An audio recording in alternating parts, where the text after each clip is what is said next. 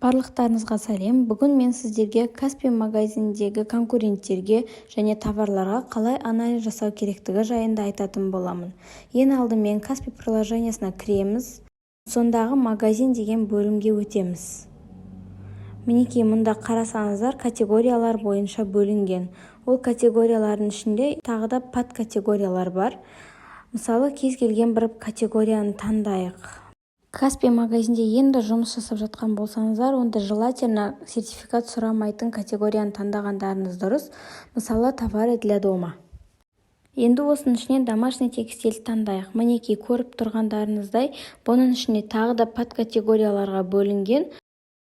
Осының ішінде мысалыға комплекты постельного белья дегенді таңдайық. Кез келген бір товарды алып, соған анализ жасап көрейік. Каспий магазинде товарға анализ жасайтын кезде конкуренттің аз болғаны өзімізге жақсы.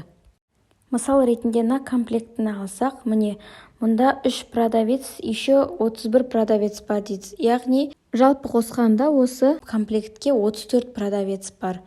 Бұл деген конкуренттің көптігін білдіреді. Енді бұдан шығып тағы да басқа бір товарға анализ жасап көрейік.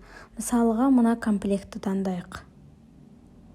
Бұл жерде 3 продавец астында 20 продавец деген, яғни общий 23 продавец.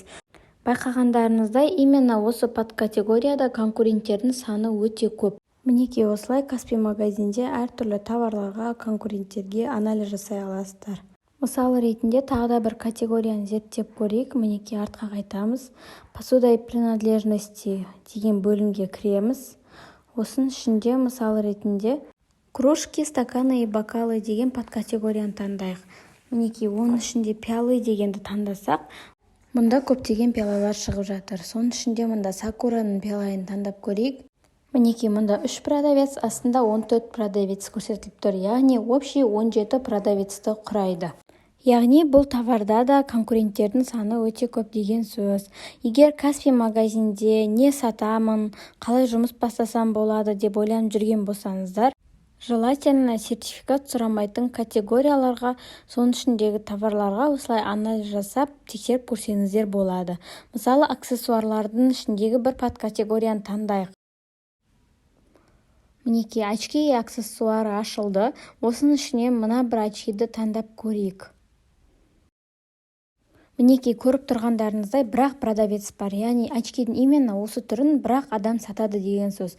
Егер бұл сіздің қалаңызда болмаса, онда тіптен жақсы. Осылай Каспий магазинде түрлі товарларға, оның ішіндегі сататын конкуренттерге анализ жасап, зерттеп, қалай неден бастасам болады деген сұрақтарыңызға жауап алсаңыздар болады. Тағы да бір айта кететін нәрсе, егер сіздің товарыңыз сертификат сұрайтын категориядан болатын болса, онда міндетті түрде сертификат жасатып алуыңыз қажет.